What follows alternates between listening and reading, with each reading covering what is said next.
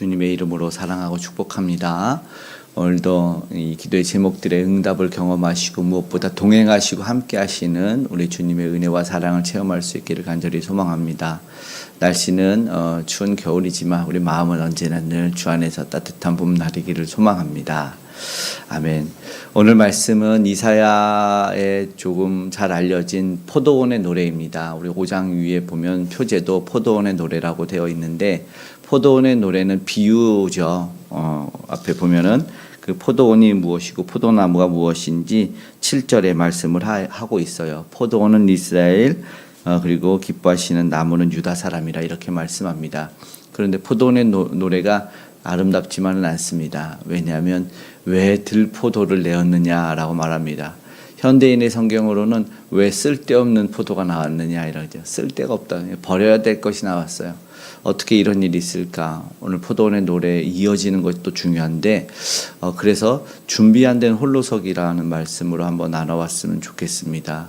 하나님은 그 많은 사랑을 부어줘서 우리에게 무언가를 기대하고 당연하게 요구하실 수 있는 게 있는데, 오늘 안타까운 일들이 있었어요. 그러니까 예상치 못한 결과죠.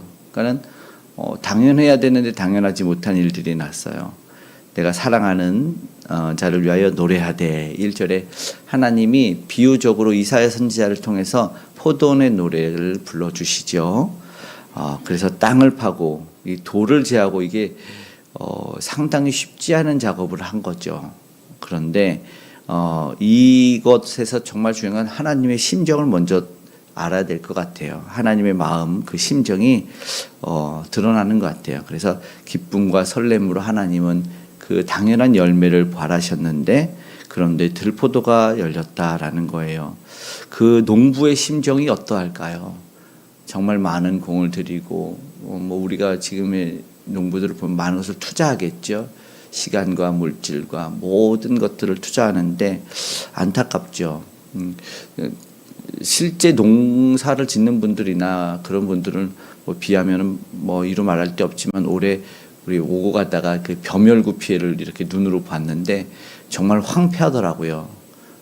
원래 벼멸구는 그 벼에 이렇게 줄기에서 영양분을 해서 그 일대가 그냥 완전히 지푸라기를 만들어 버리는, 그걸 많이 목격을 했어요. 그래서 벼멸구의 피해가 사실은 보상도 안 되는데, 올해는 약을 뿌리면, 약제를 하면 비가 많이 와서 다 쓸려 내려가는 바람에, 그래서 올해는 특별하게 벼멸구 피해 보상을 농가해 줬다는 말을 뉴스에서 본 적이 있어요. 그 황폐한 모습을 보니까 정말 그 순간은 어떡하냐, 안타깝다, 어떻게 저런 모습이 있냐 하는데, 이건 비교도 안 되겠죠. 그 당사자는, 지켜보는 이들도 그런 마음인데, 잠시 그런 농부의 심정을 생각해 보았습니다.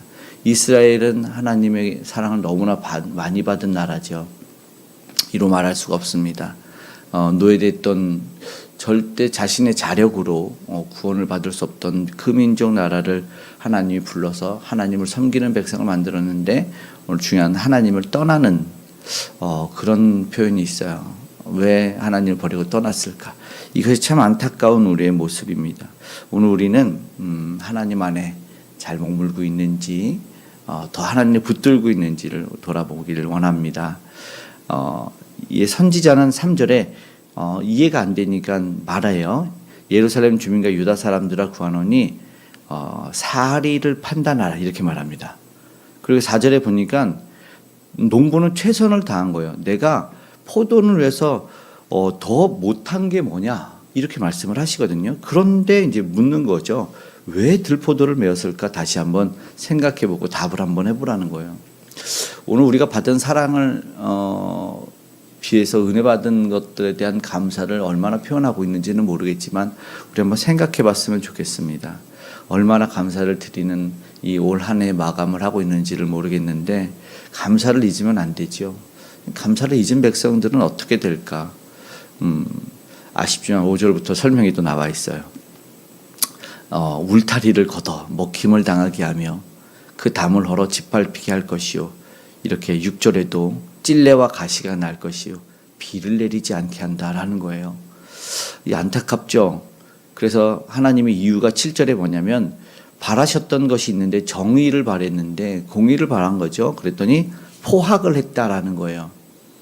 7절에 중요한 이야기를 합니다. 중요한 것은 그 포도원이 어떻게 될까? 5, 6절에 보니까 황폐하게 된다. 무슨 말입니까? 포도원 지기를 떠난 포도원과 포도나무는 황폐를 경험할 수밖에 없는 거죠. 곧 잡초가 자라고 들짐승이 오고 결국은 관리가 안 되는 거예요. 그럼 물도 줘야 되는데 가뭄에 물을 가져다 줄 포도원 지기가 없어져. 농부가 없어요. 그럼 당연히 좋은 열매를 맺지 못합니다. 우리가 생각해야 되는 게 그겁니다. 하나님이 늘 있을 거라고 생각하는데 내가 하나님을 등지는 순간 우리는 하나님의 부재를 경험하죠. 그것이 뭘까요? 좀 앞서 나간다면 천국에 우리가 살아야 되는데 하나님을 등지면 천국이 없는 겁니다.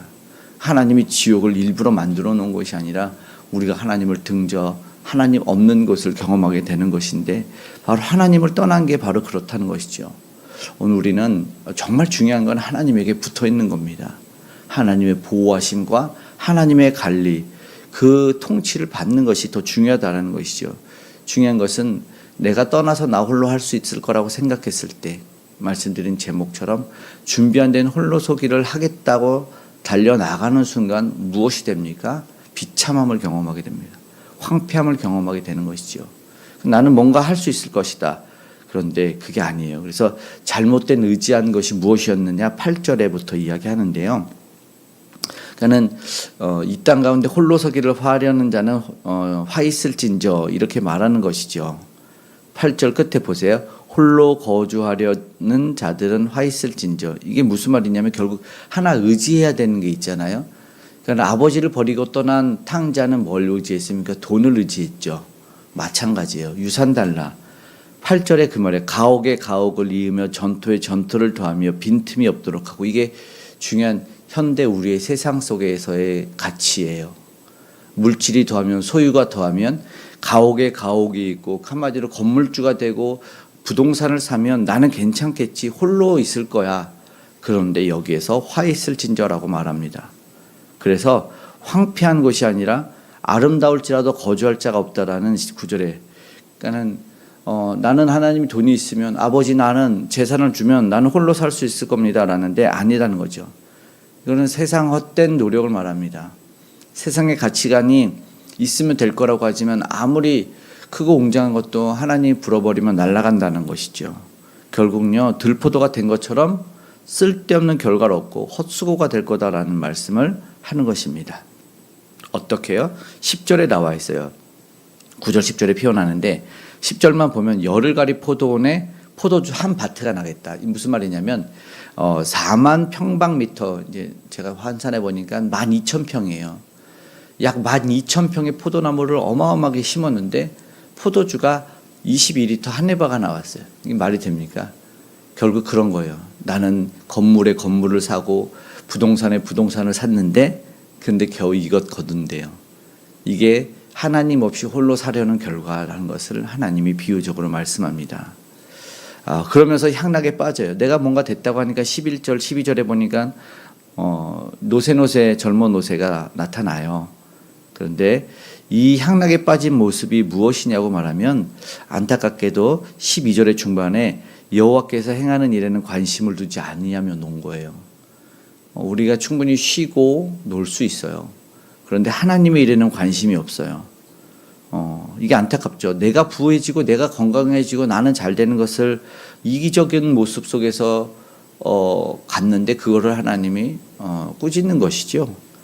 오늘 올해가 가기 전에 내일도 중요하지만 하나님 일에 조금 더 관심을 가졌으면 좋겠습니다. 하나님 일에 관심을 두지 않았다는 말이 우리 심령에 조금은 또 찔림이 있을 수 있어요.